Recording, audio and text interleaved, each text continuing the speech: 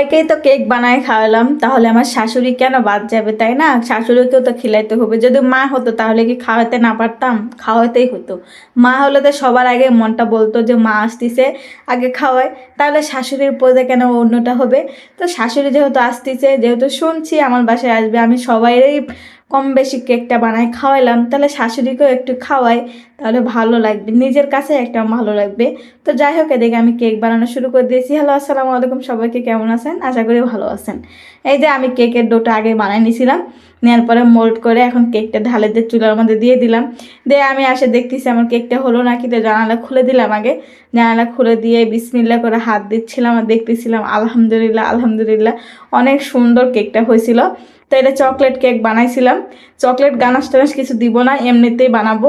আমার বাসায় যা ছিল তাই দিয়ে আমি বানাচ্ছি, চেষ্টা করতেছি শাশুড়ির মন শান্ত করার জন্য, মানে মনটা ঠান্ডা করার জন্য। তো যাই হোক, আমি বানাচ্ছিলাম।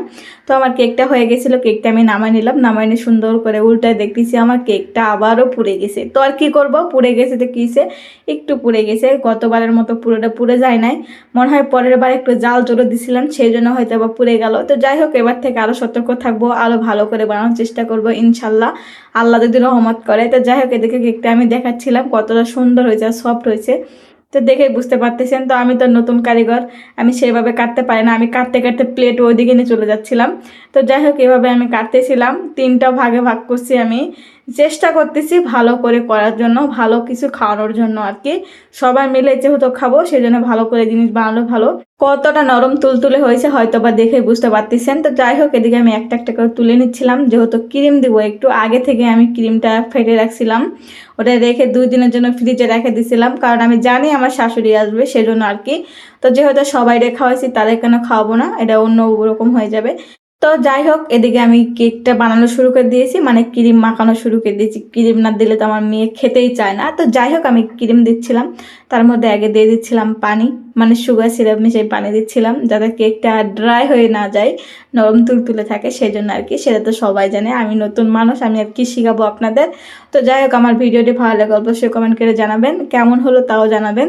তো যাই হোক, এদিকে আমি কেক একটা কিন্তু হয়ে গেছিলো, আরেকটা দিয়ে তার মধ্যে আবার ক্রিম দিয়ে দিচ্ছিলাম। ক্রিম ছাড়া তো জমে না, আমার মেয়ে তো ক্রিম ছাড়া খাবে না। ফাইনালি আমার এই কেকটা এরকম ডিজাইন করছিলাম, আসলে আমার ক্রিম শর্ট পড়ছিল, একটু মানে কম হয়ে গেছিলো, সেজন্য আমি ভাবতেছিলাম যে পুরোটা মাখাইতে গেলে আমার ক্রিম শর্ট হয়ে যাবে। তো যেভাবে পারছিলাম সেইভাবে একটু ডিজাইন করছিলাম। তো কেমন হলো অবশ্যই কিন্তু কমেন্ট করে জানাতে পারেন। আর আপনারা যে কেক বানাতে পারেন কিনা সেটাও কিন্তু জানাতে পারেন, আর না পারলে তো শিখতে পারেন। ফেসবুক ইউটিউব তো অভাব নেই সব কিছু শেখার জন্য। আর যদি নাও পারেন, তাহলে তো এখনকার সময় সবাই কেক বানানো শেখাচ্ছে, এখানে কোর্স নিতে পারেন। আমি তো কার থেকে কোর্স নেই, নিজে নিজে শিখতেছি আলহামদুলিল্লাহ।